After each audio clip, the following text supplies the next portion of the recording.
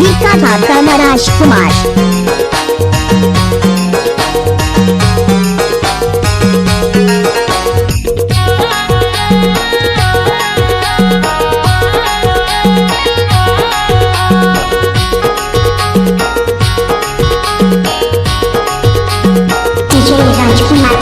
रात भर कर माना चाया सगा एको बोतल दारू नहीं पियाया।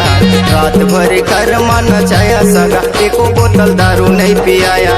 एको बोतल दारू नहीं पियाया ये सगा एको बोतल दारू नहीं पियाया। एको बोतल दारू नहीं पियाया ये मोर सगा एको बोतल दारू नहीं पियाया।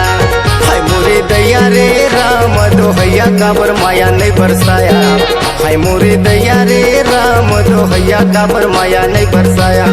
रात भर फोकट में गवाया सगा भीतर कति काबर नहीं आया। रात भर फोकट में बहाया सगा भीतर खुली काबर नहीं आया। भीतर खुली काबर नहीं आया मोर सगा भीतर खुली काबर नहीं आया। भीतर कति काबर नहीं आया सगा भीतर कति काबर नहीं आया। रात भर फोकट में गवाया सगा भीतर कति काबर नहीं आया। रात भर फोकट में बहाया सगा भीतर खोली काबर नहीं आया।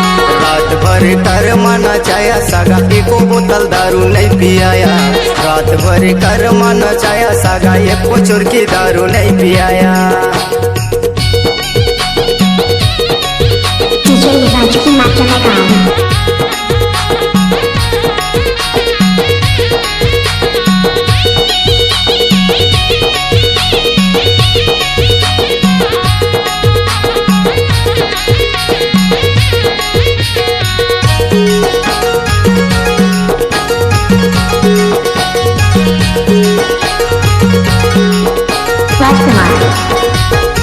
कर्म बहाना सागा मोकेला बलाया।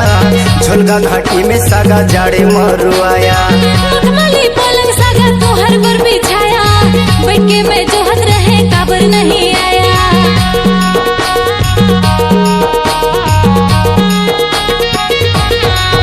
सागा कर्म बहाना सागा मोकेला बलाया। झुलगा घाटी में सागा जाड़े मरुआया। मखमली पलंग सागा तोहर पर बिछाया। बैठ के मैं जोहत रहे काबर नहीं आया। बैठ के मैं जोहत रहे काबर नहीं आया। एको बोतल दारू नहीं पियाया ये सागा एको बोतल दारू नहीं पियाया। भीतर खोले काबर नहीं आया ये सगा भीतर कति काबर नहीं आया। रात भर कर माना चाया सगा एको बोतल दारू नहीं पियाया। रात भर कर माना चाया सगा एको चुरकी दारू नहीं पियाया। रात भर फोकट में बहाया सगा भीतर कति काबर नहीं आया।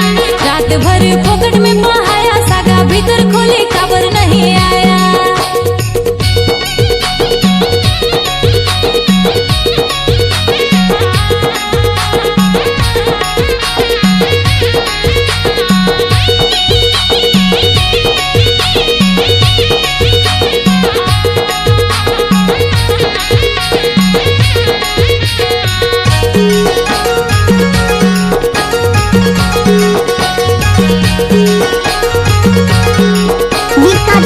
राजकुमार न्योता नेवत के सागा भूखन मरवाया।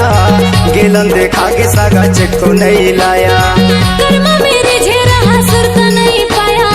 का जानो